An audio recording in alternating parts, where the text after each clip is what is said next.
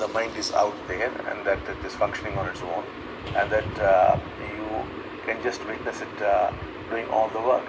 And normally at this stage we call the mind the small bird, and the one who's witnessing as the big bird. So we would say you have moved into the big bird, and you're watching the small bird. But within the small bird there is conflict, there is thought, everything is there.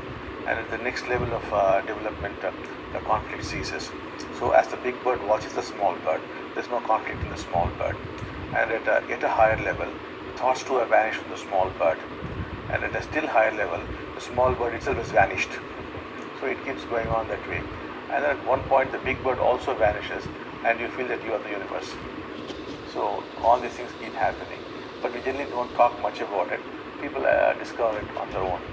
So I never heard you speak about birds before. Yes. But now I understand it's all about birds. Yes. So, Bhagavan, we do speak about these things in the Indian processes. We keep it much simpler in the Western processes. But in India, we do speak about the small bird and the big bird. There's actually a television program in America, Bhagavan, for children, where they have a character called Bigbird. Oh, I see. I'm going to see that program in a completely different way now. I see. Bigbird is more enlightened than I had thought. I see. You talk about enlightenment, but I've also heard you use the word God realization. Is that something different from enlightenment? It is something different from enlightenment. Enlightenment is a basic realization that you don't actually exist. And there's no personal suffering. Because we talk about enlightenment in many different ways. But the commonest definition is there is an end to personal suffering and an end to the feeling that you exist as an individual. But God realization is something totally different, where you realize that there is an entity, a power with which you could relate and you could get your things done. That is what we call God realization. And ultimately you becoming that God yourself. So how does God realization occur? Is it also just a matter of the lobes changing, or? Yes, the lobes keep changing a lot more. And as the lobes keep changing, ultimately there comes a point when you see that the God whom you're praying to, relating to, is but yourself. First it comes as an insight, then as some kind of realization, and then an actual happening occurs. When the shift happens, when you're like Christ saying, I and my Father are one. That happens. So, Bhagavan, you also spoke about oneness. Is a state of oneness or a condition of oneness the same as what you're calling enlightenment, or is that again something else?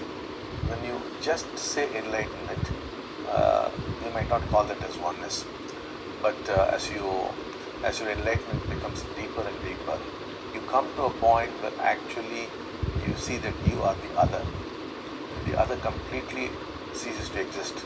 That you and the other actually one. That's when we would say you are in a state of oneness. Right now you might feel, let us say, the tree is there and you are there, and without any running commentary you are watching the tree. But that is not oneness. The kind of oneness we are talking about is you actually experience the tree as though you have become the tree. That's when we say you're into oneness. So just now, Bhagavan, we're sitting here together, having our interview, and you're seeing this tall, skinny fellow who's come. When you look, what do you see? I'm looking from the big bird, as well as sometimes from the small bird. When I am looking from the big bird, I'm watching the whole thing as though I'm an alien, and all these things are going on. And I also find that the small bird, it is aware that it is giving an interview and somebody is questioning it. So it is trying to use its memory, its understanding, and it is trying to talk. But there's a big bird for which all this does not make any sense at all. And both are going on in a parallel fashion. So these are three stages then: enlightenment, God realization, and God. One with God, of the complete oneness. Yeah, I see. The total oneness.